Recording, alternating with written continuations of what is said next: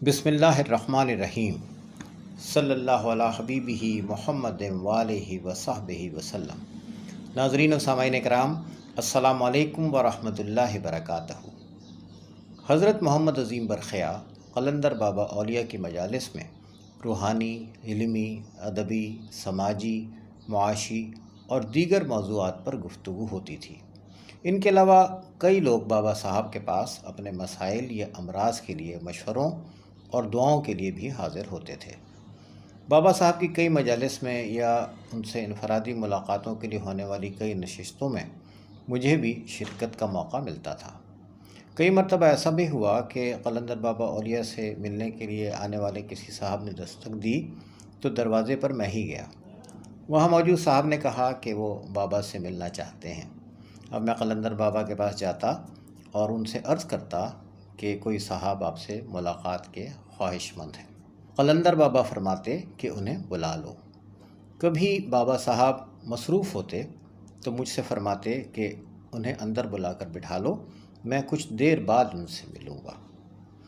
एक दिन एक साहब क़लंदर बाबा औलिया की खिदमत में हाज़िर हुए और माशी तंगी और उसकी वजह से लाहक़ कई मुश्किलात का ज़िक्र किया।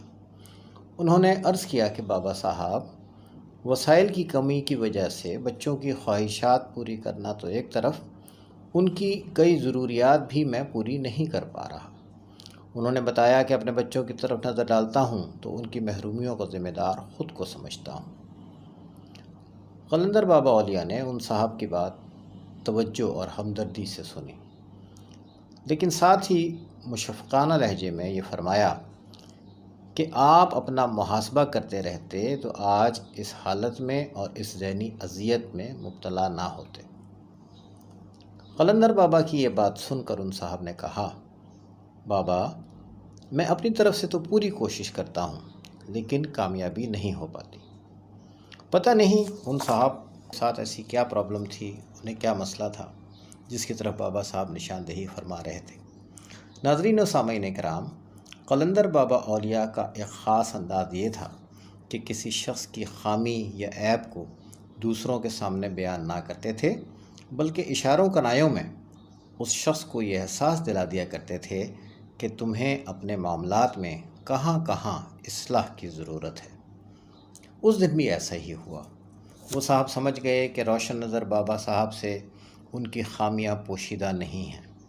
उन्होंने बाबा साहब से वादा किया कि वो अपनी इस्लाह के लिए आज से ही भरपूर कोशिशें करेंगे। क़लंदर बाबा औलिया ने ये सुनकर उनके लिए इस्तक़ामत की दुआ फरमाई और साथ ही उन्हें एक वजीफ़ा भी तजवीज़ फरमाया।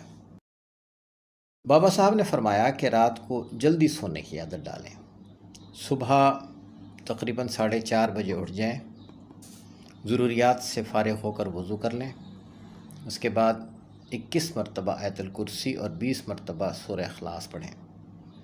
उसके बाद फ़जर की नमाज़ अदा करें और किसी काम में मसरूफ़ हो जाएं।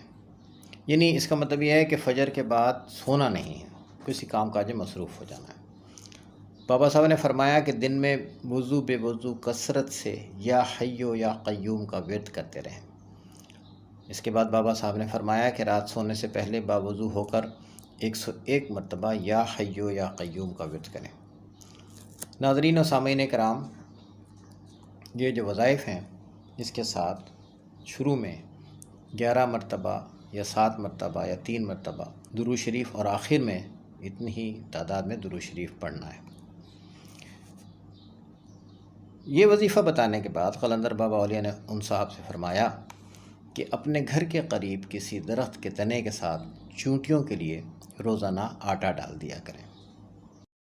नाज़रीन और सामाईन, एक दिन एक और साहब आए और उन्होंने माशी मुश्किलात का ज़िक्र किया। वो साहब कराची में काम करते थे और उनका आबाई घर सेवन शरीफ के करीब वाक़ एक गाँव बूबक रोड में था। उन साहब को भी क़लंदर बाबा औलिया ने पढ़ने के लिए यही बताया। अलबत्ता उन्हें यह कहा कि अपने घर वालों से कहें कि आटा गूंद कर उसकी छोटी छोटी गोलियां बना लें। ताज़ा गूंधे हुए आटे की ये गोलियां रोज़ाना सुबह के वक्त मछलियों के लिए दरिया में डाल दिया करें। अब मैंने देखा तो 3 महीने गुज़रे होंगे وہ صاحب درمیان میں بھی آتے رہے، جو صاحب پہلے آئے تھے۔ 3 مہینے بعد وہ صاحب ایک دن آئے، بہت خوش تھے اور بابا صاحب کا بہت شکریہ ادا کر رہے تھے کہ ان کی اصلاح فرمانے سے، ان کی بتائی ہوئی دعاؤں سے، اور انہوں نے جو ایک صدقہ کرنے کے لیے کہا تھا آٹا ڈالنے کی صورت میں، بابا صاحب کی ان ہدایات پر عمل کرنے سے 3-4 ماہ کے اندر اندر ہی ان کے معاشی معاملات اور معاشی حالات بہت بہتر ہو گئے۔ بابا صاحب کا انہوں نے بہت شکریہ ادا کیا۔